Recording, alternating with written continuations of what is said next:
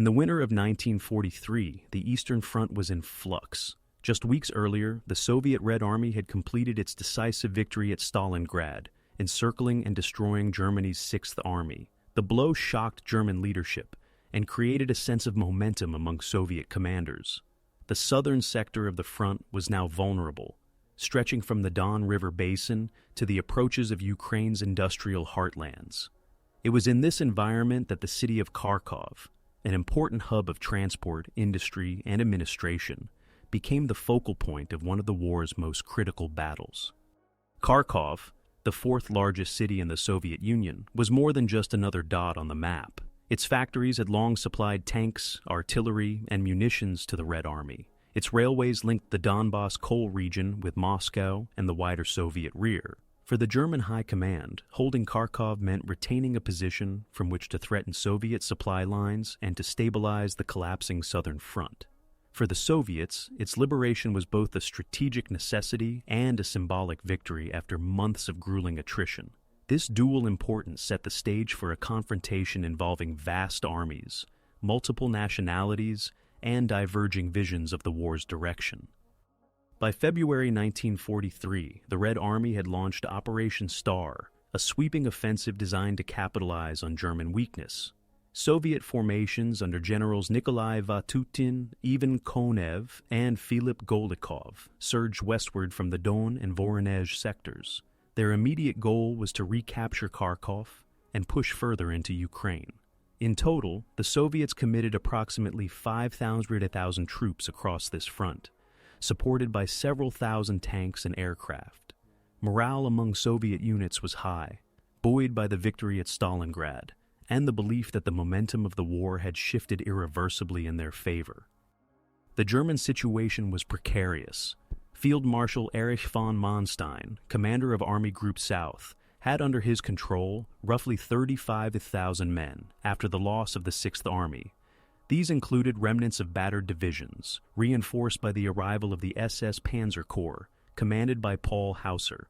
German forces were exhausted, understrength, and dealing with extended supply lines across frozen terrain. Yet, despite these challenges, German command retained a core of experienced officers and mobile armored formations, which they intended to use with precision. Hitler's insistence on holding ground at all costs clashed with the realities on the ground, forcing Manstein to consider unconventional solutions. Civilians in Kharkov endured a shifting nightmare of occupation, liberation, and renewed conflict. Since 1941, the city had been under German rule, subject to harsh occupation policies, forced labor, and repression.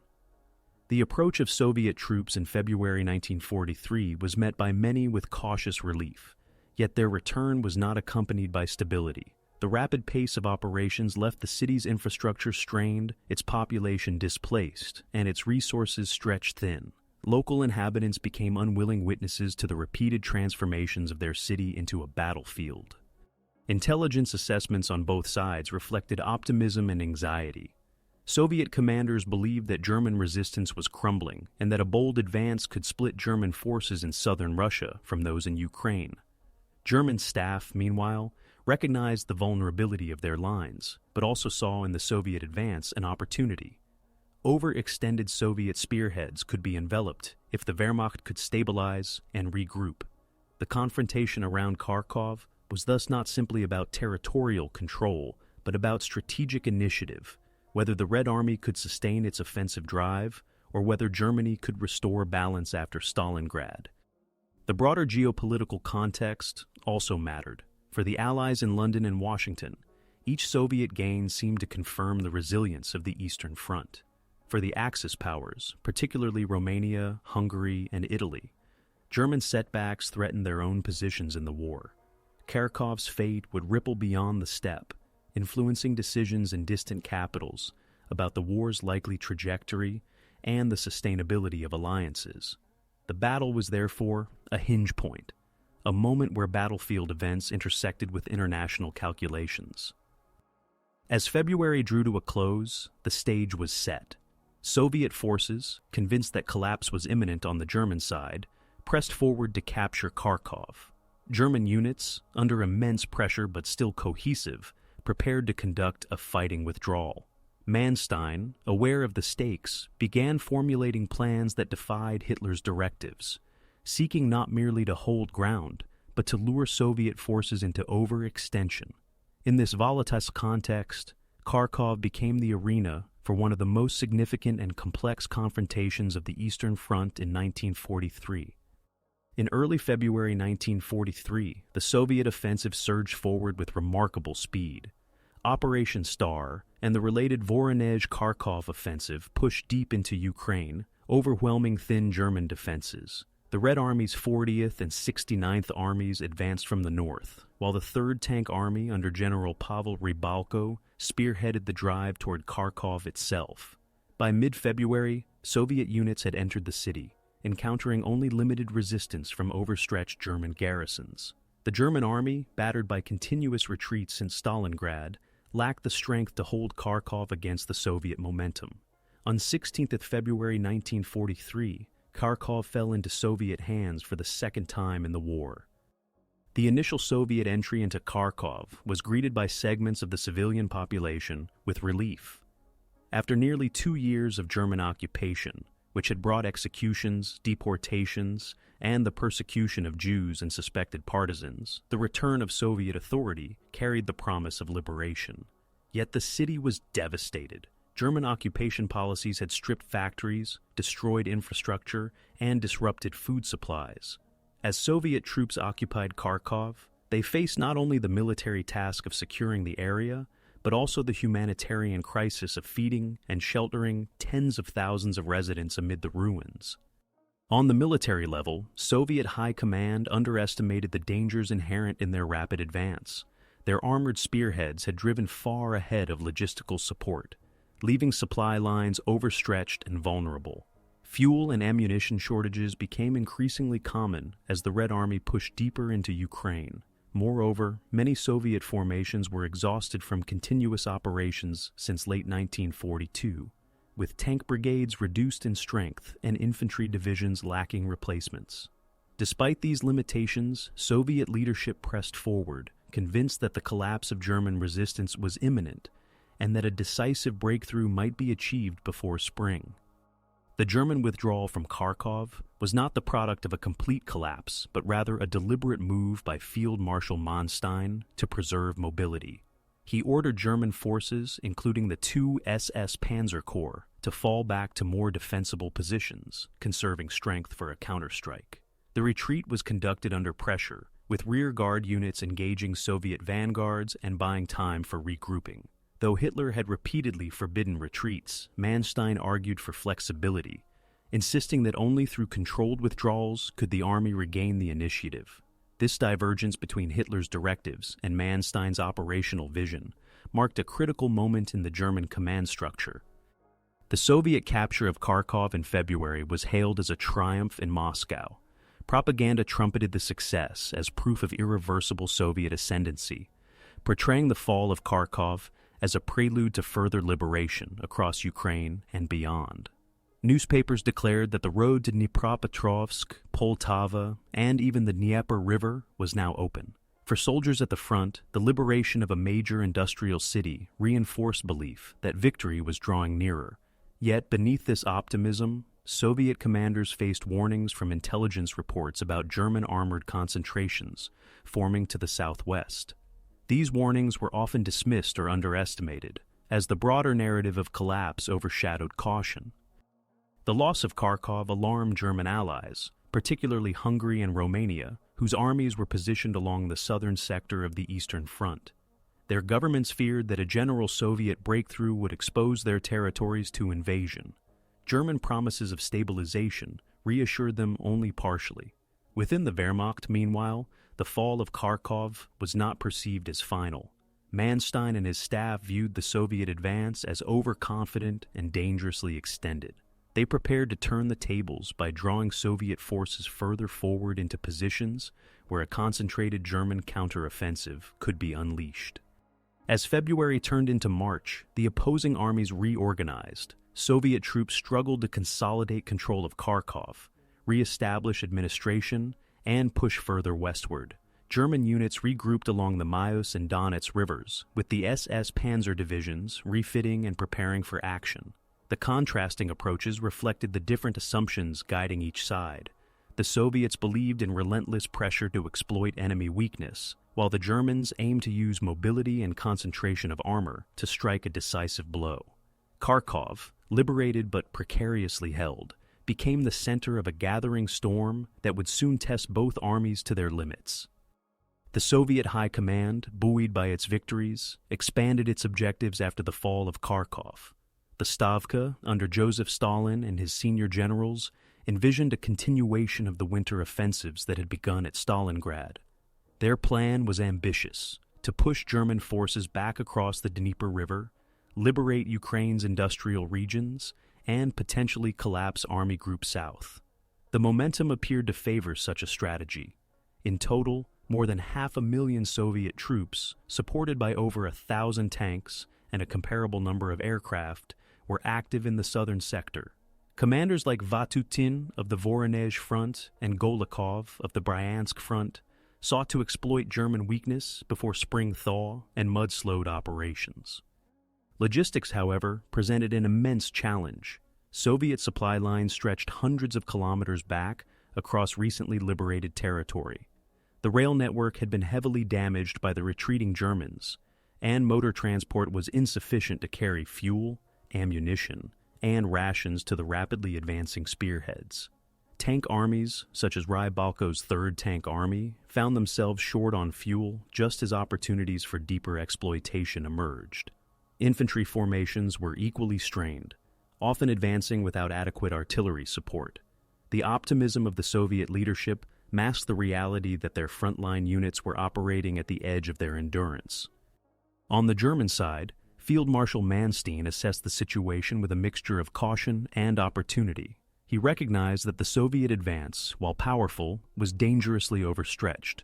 The Red Army had captured Kharkov and Belgorod, but in doing so, its armored formations had moved far ahead of infantry support. Manstein, commanding Army Group South, sought to turn this overextension to his advantage. He began formulating a counteroffensive designed not simply to defend, but to destroy Soviet spearheads. His approach required concentration of mobile reserves, particularly the SS Panzer Corps and the Grossdeutschland Division, both of which retained considerable striking power despite earlier losses.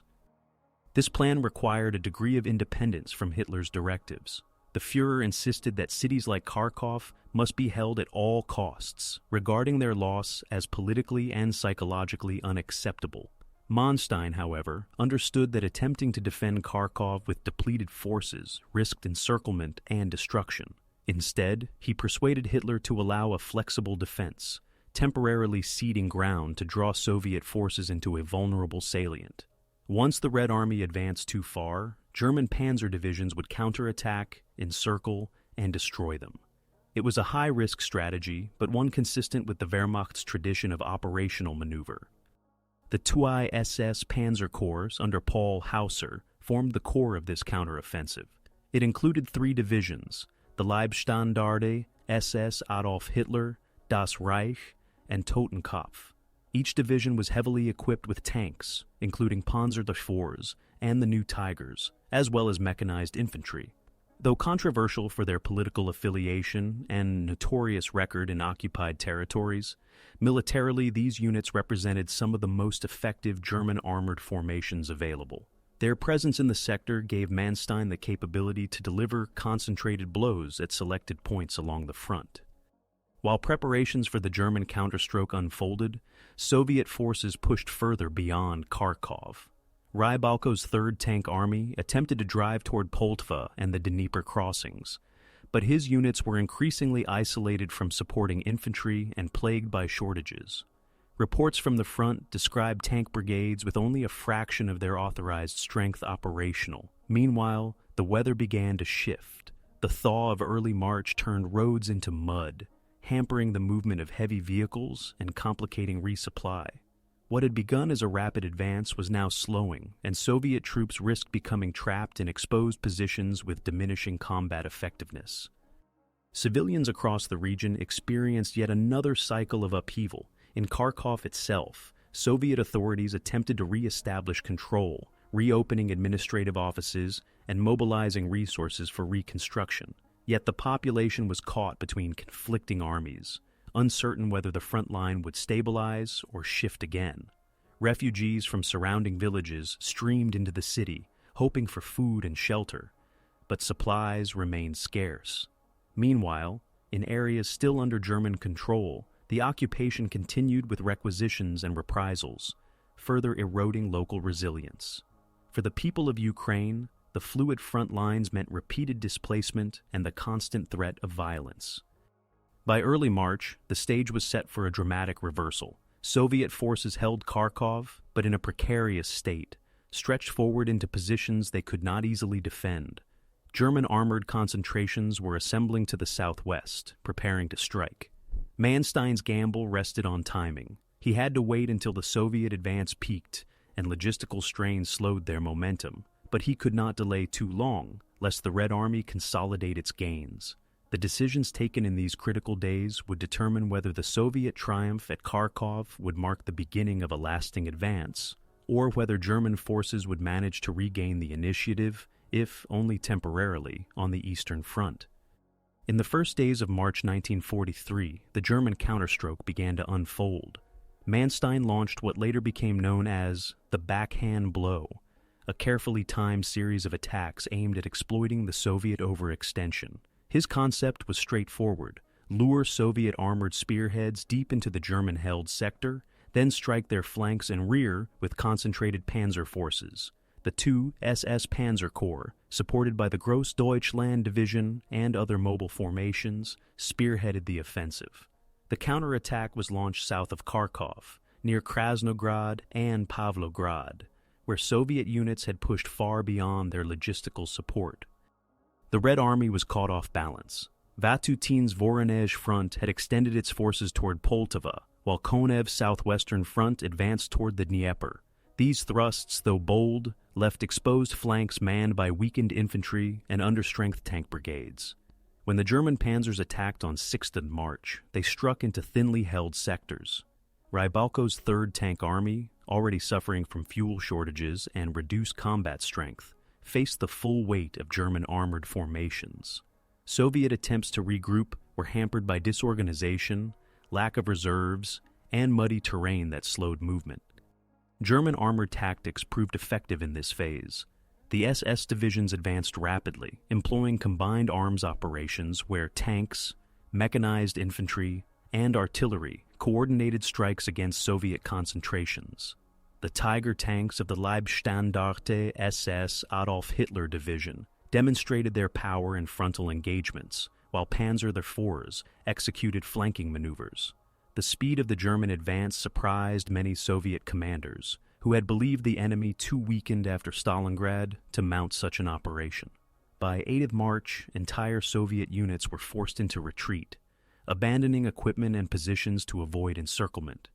Soviet resistance was fierce but fragmented. Local counterattacks attempted to slow the German drive, but coordination between fronts was limited. Many Soviet tank brigades had only a handful of operational vehicles left, reducing their ability to sustain prolonged engagements. Infantry formations, stretched thin along wide sectors, could not provide adequate support. The Red Army's doctrine of deep operations, so successful when the enemy was retreating, now left it vulnerable when momentum shifted. Instead of overwhelming the Wehrmacht, Soviet spearheads became isolated targets for concentrated German counterblows. The battle quickly transformed the atmosphere in Kharkov.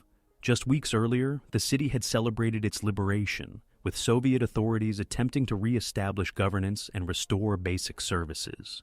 Now, news of German advances spread rapidly, causing panic among civilians and administrators alike. Many inhabitants feared renewed occupation and its consequences, while others doubted whether the Soviet hold on the city could last.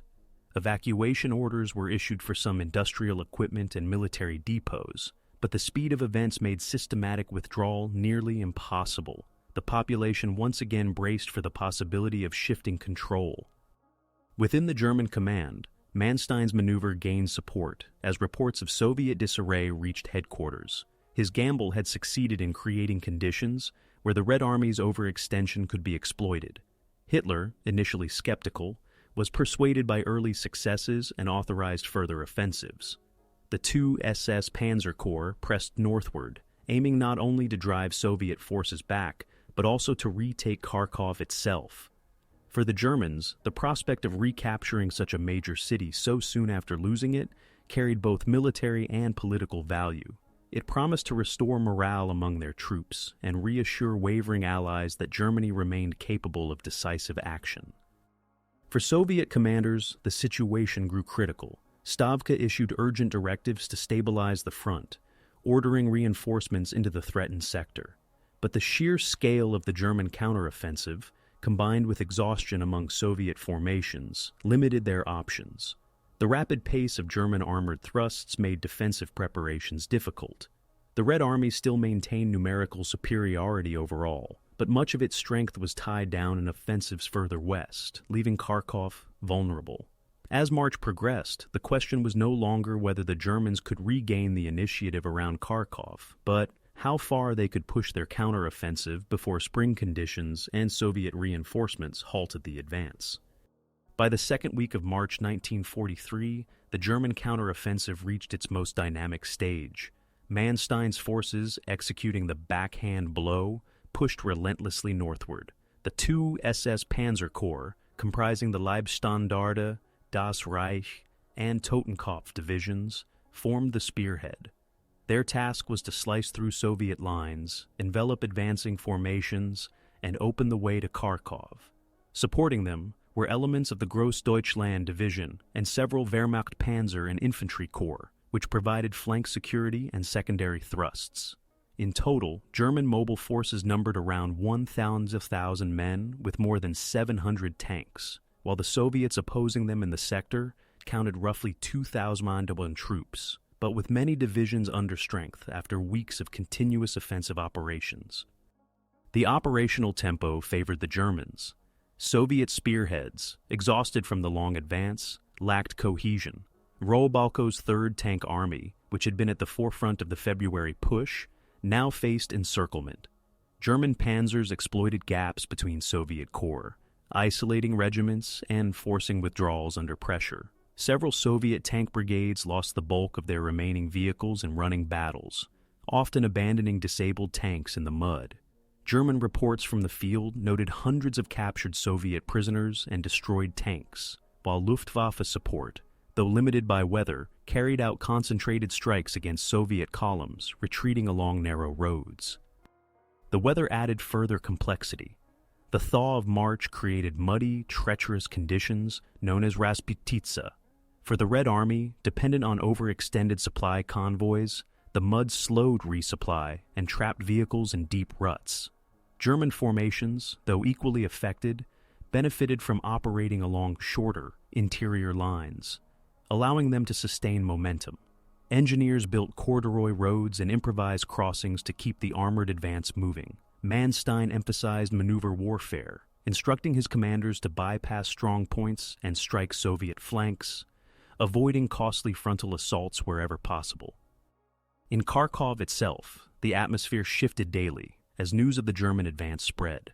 Soviet administrators attempted to maintain control, requisitioning food, restoring utilities, and mobilizing local civilians for defensive work. Trenches and barricades were dug in anticipation of urban combat, yet morale among the city's residents was fragile. Many feared another occupation, while others, weary from years of upheaval, simply hoped to survive whichever army held the city next. For the Soviet garrison, composed of elements from the 69th Army and remnants of Rybalko's 3rd Tank Army, the challenge was formidable: defend a major urban center while cut off from cohesive frontline support. Meanwhile, German command debated how far to press the offensive. Manstein sought operational freedom to exploit Soviet weaknesses fully, aiming not only to retake Kharkov, but also to inflict maximum damage on Soviet armored reserves. Hitler, however, remained concerned about the risks of overextension and insisted that Kharkov must be retaken quickly as a symbolic demonstration of German resilience. The two SS Panzer Corps received orders to drive directly on the city, despite Hauser's preference for encircling it first. This tension between operational flexibility and political imperatives shaped the unfolding battle. As the Germans advanced, Soviet high command attempted to regroup. Reinforcements from the steppe front and other reserves were rushed toward Kharkov, but movement was slowed by the same logistical bottlenecks that had plagued earlier offensives. Communications between front commands proved inconsistent, leading to overlapping and sometimes contradictory orders. Some units were told to stand fast, while others were directed to withdraw, creating gaps that German forces exploited with precision. The Red Army's commitment to relentless pressure now left it vulnerable, as tired formations struggled to resist the concentrated German counterattack. By mid-March, the Germans had encircled much of Kharkov from the west and south. The Leibstandarte advanced on the city's outskirts. Das Reich moved to cut northern escape routes, and Totenkopf pressed from the east. Fighting intensified around key suburbs and road junctions, where Soviet defenders attempted to hold long enough to allow civilians to evacuate. Artillery fire and airstrikes devastated industrial zones already damaged from earlier battles. The stage was set for the Third Battle for Kharkov within a year, with both armies determined to claim control of the city. For the Soviets, holding Kharkov symbolized the permanence of their winter victories. For the Germans, retaking it represented the restoration of their credibility and the temporary reversal of fortune after Stalingrad. By mid-March 1943, the struggle for Kharkov entered its most intense stage. The two SS Panzer Corps, supported by Wehrmacht panzer and infantry formations, closed in on the city from multiple directions. The German High Command had resolved to retake Kharkov as a matter of both military necessity and political prestige. Hausser's divisions, Leibstandarte, Das Reich, and Totenkopf, advanced into the outskirts, pressing Soviet defenders back toward the urban center. Artillery barrages prepared the assault, while Luftwaffe sorties struck railway stations and supply depots to disrupt Soviet reinforcement and evacuation efforts. Inside the city, Soviet forces prepared for a street-by-street defense. The 69th Army, reinforced by remnants of Rybalko's 3rd Tank Army, established defensive lines along major avenues, industrial complexes, and railway yards. Barricades of rubble, sandbags, and anti-tank obstacles blocked intersections. Machine gun nests and anti-tank guns were positioned inside buildings, while sappers mined key approaches. Soviet command hoped to delay the Germans long enough for reserves to regroup and stabilize the broader front. Yet defenders were outnumbered in tanks and artillery, and their lines of retreat were narrowing as German formations encircled the city from the west and north. The battle quickly devolved into close-quarter combat. German infantry and armor pushed methodically through districts, using combined arms tactics to neutralize Soviet strongpoints. Panzer units advanced along main boulevards, while infantry cleared side streets and buildings. Flamethrowers and demolition charges were employed against fortified houses, often reducing entire blocks to ruins. Soviet troops countered with ambushes from cellars, sniper fire from upper floors, and Molotov cocktails against armored vehicles. Casualties mounted on both sides, and civilians, trapped in basements or caught in crossfire, endured yet another round of devastation after years of shifting occupations. The weather compounded the brutality. Snowmelt turned streets into slush, hampering vehicle movement and clogging supply routes. Ruined infrastructure made logistics inside the city almost impossible.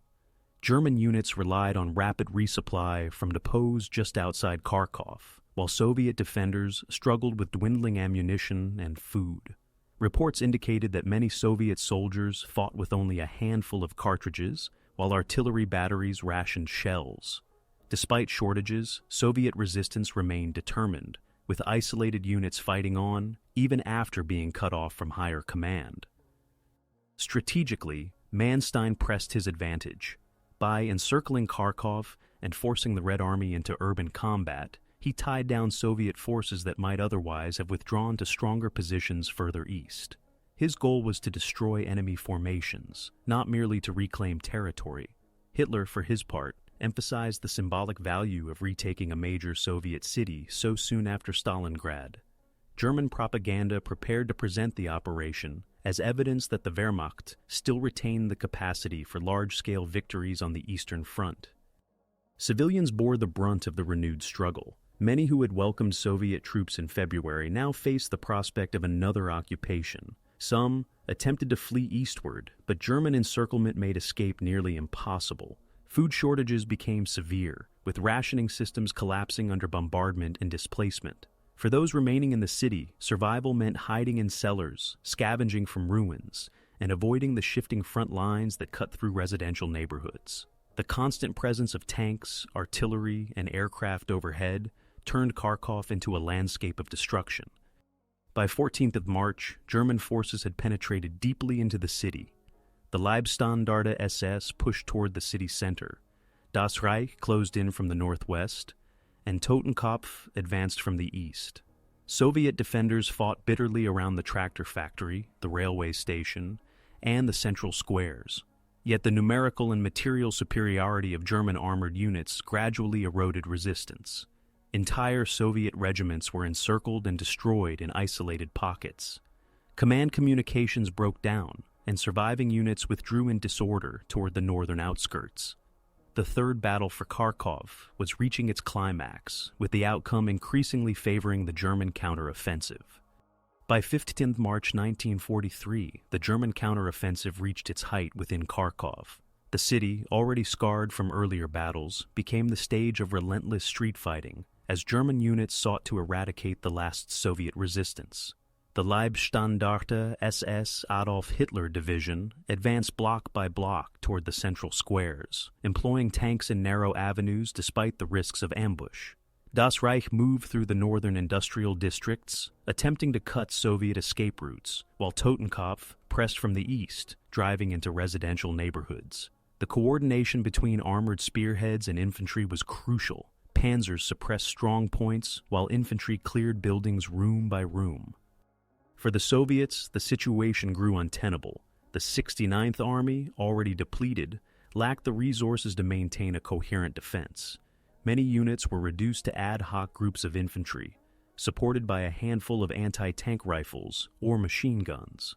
Ammunition shortages forced commanders to prioritize key defensive positions, leaving other sectors thinly held.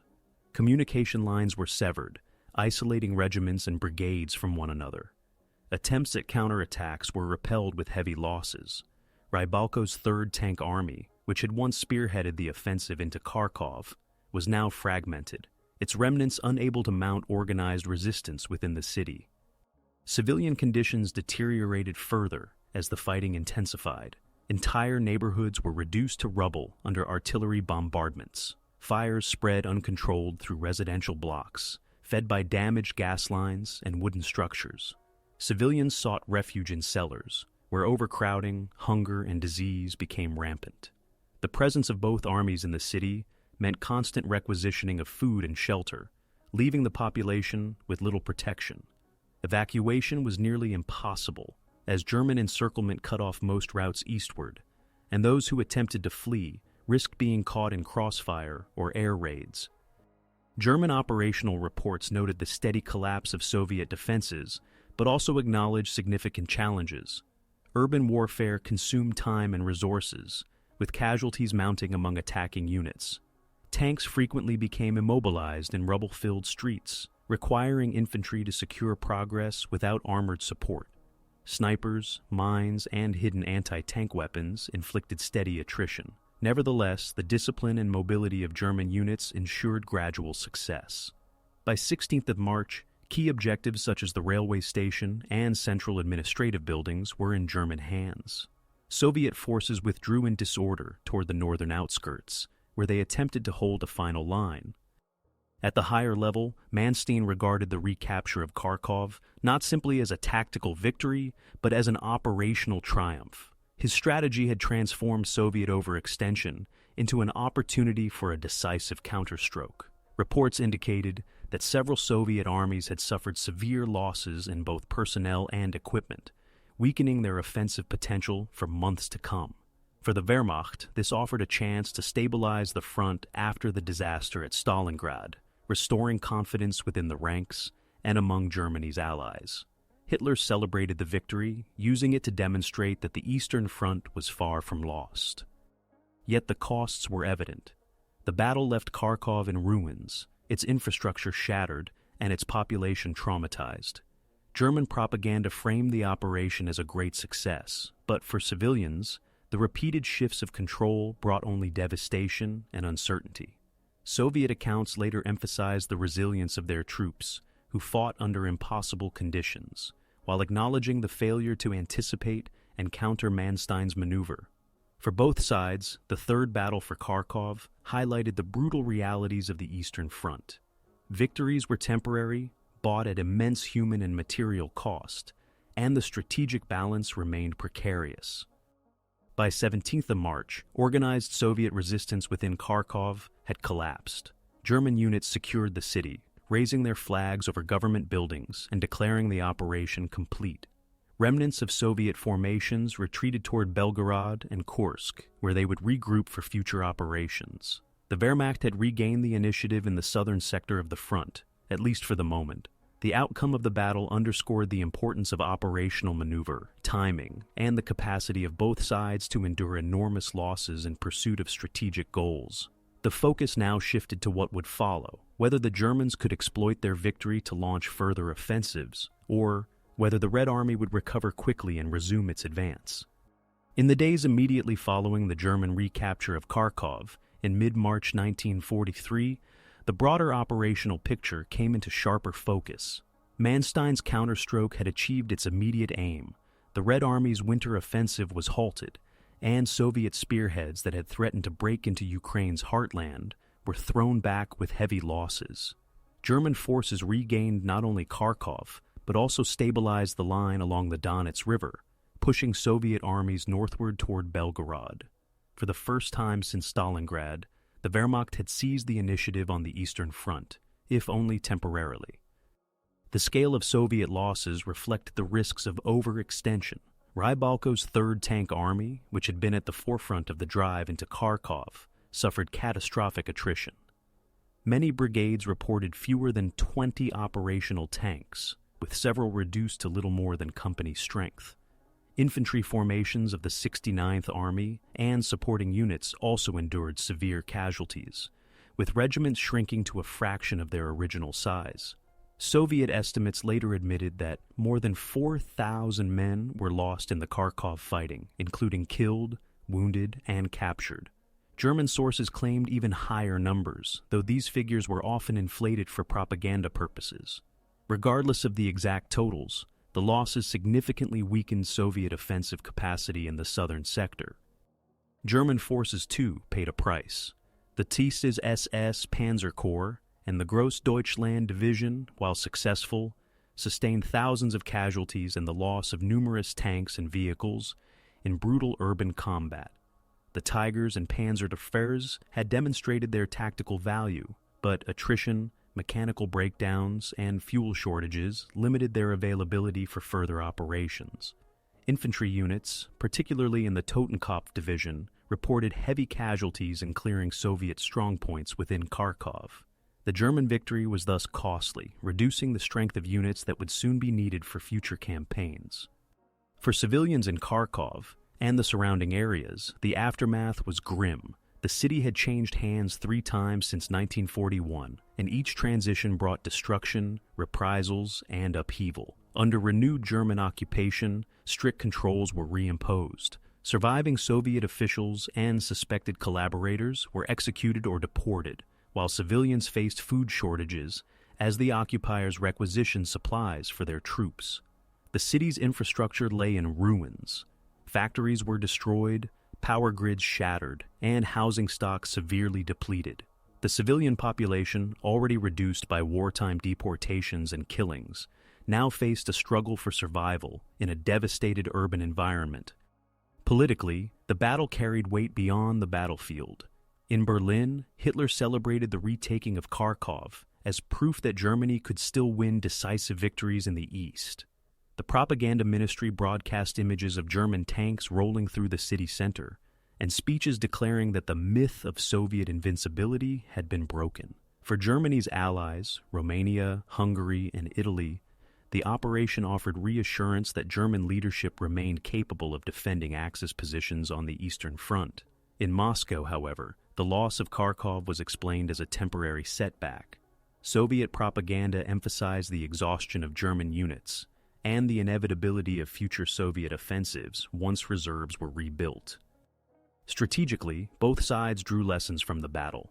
For the Germans, Kharkov demonstrated the continuing effectiveness of mobile counteroffensives when concentrated armored reserves were available and skillfully led. Manstein's maneuver was hailed as a model of operational art, showing that even after severe setbacks, the Wehrmacht could recover and deliver decisive blows. Yet it also revealed the limitations of German resources. The counteroffensive could regain territory and inflict losses, but not alter the overall strategic imbalance. German industry and manpower were insufficient to sustain a prolonged war of attrition with the Soviet Union. For the Soviets, the setback at Kharkov underscored the dangers of advancing too far without adequate logistical preparation or reserves. Stalin and the Stavka acknowledged that their winter offensives, though successful in liberating vast areas, had overstretched their forces. The defeat prompted a reassessment of operational planning, with greater emphasis on depth, coordination, and the preparation of strong defensive lines to absorb counterattacks. Kharkov thus became a lesson in caution, shaping Soviet preparations for the coming summer battles. By the end of March 1943, the front had stabilized. German forces held Kharkov and Belgorod, forming a salient that extended into Soviet territory. The Red Army, regrouping to the north and east, began rebuilding its tank armies and reserves for future operations. Both sides recognized that the campaign was far from over. The next phase would hinge on who could better exploit the coming months: Germany, with its temporary initiative, or the Soviet Union, with its growing reserves and industrial capacity. The Battle of Kharkov had ended, but it set the stage for the far larger confrontation that was soon to come at Kursk. By late March 1943, the Third Battle of Kharkov had drawn to a close. German forces, having retaken the city and inflicted heavy losses on the Soviet spearheads, consolidated their positions along the Donets River. The immediate threat of a Soviet breakthrough into Ukraine's industrial basin was removed. For the Wehrmacht, the operation marked a dramatic reversal of fortunes. Only weeks earlier, they had faced collapse after the disaster at Stalingrad. Now, through skillful maneuver and concentration of mobile forces, they had regained the initiative. Yet the sense of triumph concealed deeper realities. German forces had reached the limits of what could be achieved with their dwindling resources. Casualty figures underscored the scale of the fighting. German estimates credited themselves with destroying more than 600 Soviet tanks and inflicting 8,000 casualties during the counteroffensive.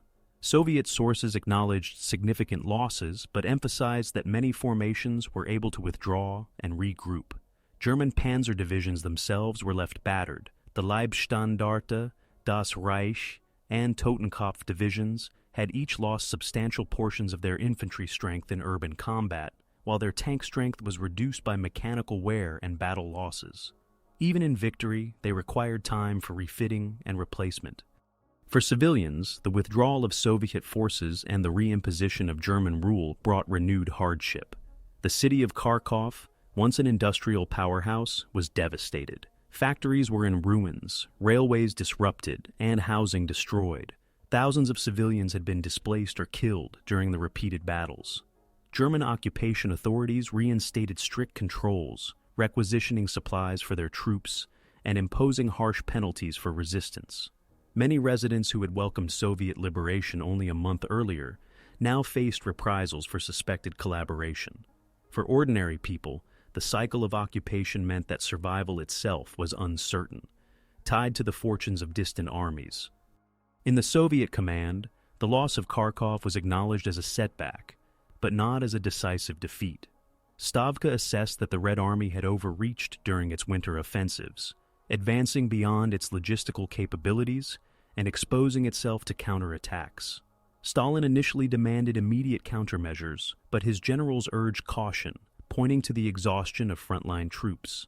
Instead, the the emphasis shifted toward rebuilding tank armies, strengthening reserves, and preparing defensive lines that could absorb any future German attacks. The Red Army's ability to recover quickly from setbacks had already been demonstrated at Moscow in 1941, and again after Kharkov in 1942. The 1943 battle reinforced the lesson that Soviet operations required both depth and sustainability. Manstein's operational success attracted attention even among his critics. Military analysts later praised his use of mobile reserves to deliver a decisive counterstroke, calling it one of the last examples of German operational brilliance on the Eastern Front. Yet within the German high command, disagreement persisted. Hitler viewed Kharkov's recapture as proof that offensive action could restore German fortunes. Manstein, however, recognized the broader imbalance of resources. Germany could win battles, but not the war of attrition. He argued for consolidating gains and preparing for defensive operations, but Hitler's instinct remained to seek decisive victories through offensive thrusts.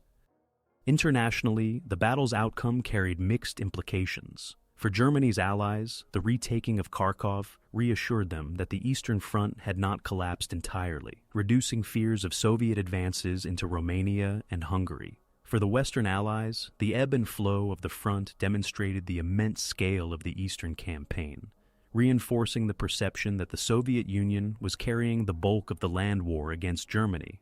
In Moscow, Soviet propaganda downplayed the defeat, portraying it as a temporary reversal that would be corrected by future offensives. Both sides thus framed the battle to serve domestic morale and political aims. By early April, the front lines had stabilized. German units dug in around Kharkov and Belgorod, creating a salient that jutted into Soviet-held territory. The Red Army regrouped along the northern and eastern flanks of this bulge, massing fresh divisions, tank corps, and artillery. Both armies understood that the respite was temporary. For the Germans, the question was whether they could launch another offensive to destroy Soviet forces before the balance of power shifted irrevocably. For the Soviets, the challenge lay in rebuilding strength and preparing to withstand the next German blow. The stage was set for the next major confrontation, one that would eclipse Kharkov in scale and significance, the coming clash at Kursk. The aftermath of the Third Battle of Kharkov left a complex legacy that extended far beyond the city itself. Militarily, the operation marked the last major German victory on the Eastern Front. Manstein's counterstroke demonstrated that, under capable leadership and with concentrated armored reserves, the Wehrmacht could still deliver devastating blows. Yet, the triumph was fleeting. German divisions were severely depleted by the end of the campaign, and their industrial base could not replace losses at the pace required.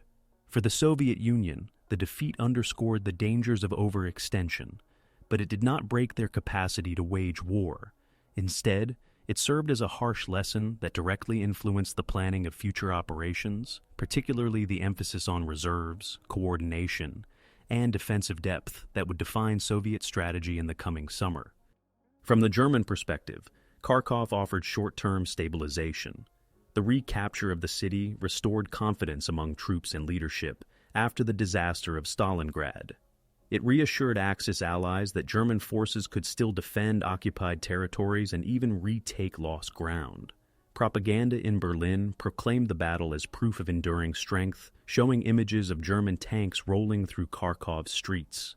Hitler used the victory to justify his belief in decisive offensives, reinforcing his conviction that the Wehrmacht could still impose its will on the Eastern Front. Yet this interpretation ignored the mounting imbalance of resources. Even as Kharkov fell back into German hands, the Soviet Union was rebuilding and preparing for larger operations that would soon eclipse German capabilities. For the Soviet Union, the loss of Kharkov was painful, but not demoralizing. Stavka evaluated the battle as a cautionary experience, recognizing that tactical victories could be reversed without adequate logistical support and defensive planning. Within weeks, Soviet industry had replenished tank and artillery losses, while fresh recruits and reserves filled out depleted formations. Stalin and his generals turned their attention to the salient around Kursk, where they anticipated the next German offensive. Defensive belts, minefields, and strong points were prepared on an unprecedented scale. The Red Army's ability to absorb defeat, adapt, and return to the offensive illustrated the resilience that would define its later campaigns. Civilians in Kharkov, however, saw no respite. The city's repeated changes of control, captured by Germans in 1941, retaken briefly by Soviets in 1943, then seized again by Germany, brought unending destruction. Each regime imposed its own rules, exacted reprisals, and consumed resources. By the spring of 1943, Kharkov's population had dwindled dramatically. Those who remained lived amid ruins, struggling with shortages of food, fuel, and medical supplies. For them, the broader strategic significance of the battle mattered little compared to the daily struggle for survival in a devastated urban landscape. The suffering of civilians highlighted the brutal nature of the Eastern Front, where cities became battlegrounds and populations were caught between advancing and retreating armies. In the wider context of the war, the Third Battle of Kharkov was both a conclusion and a prelude. It concluded the cycle of Soviet winter offensives and German counterattacks that had begun with Stalingrad. It also served as a prelude to the Battle of Kursk, which would begin in July 1943 and mark the definitive end of German offensive capability in the East. Historians later debated whether Manstein's victory at Kharkov delayed Soviet advances or merely prolonged the inevitable. While it bought Germany a temporary reprieve, it did not change the fundamental trajectory of the war. The Soviet Union's industrial and manpower superiority ensured that future defeats could be absorbed, while Germany's shrinking resources meant that each victory carried diminishing returns. The legacy of Kharkov is reflected in both military studies and historical memory. For Germany, it became a symbol of the last demonstration of operational mastery on the Eastern Front. For the Soviet Union, it was remembered as a setback that highlighted the importance of preparation and coordination. In Ukraine, the battle was one of many tragedies that left cities destroyed and populations displaced. The ruins of Kharkov stood as testimony to the destructive power of modern war, where urban centers became prizes contested at enormous human cost. Ultimately, the Third Battle of Kharkov exemplified the shifting balance of the Eastern Front in 1943. It showed that Germany could still win battles through maneuver and concentration, but could not alter the strategic course of the war. It also showed that the Soviet Union, despite suffering setbacks, was learning, adapting, and gathering strength for the campaigns ahead. Within months, the Red Army would demonstrate this capacity at Kursk, where the lessons of Kharkov about caution, reserves, and the danger of overextension would help secure one of the most decisive victories of the Second World War. In this sense, Kharkov was not only a battle for control of a city, but also a turning point that revealed the future direction of the entire Eastern Front.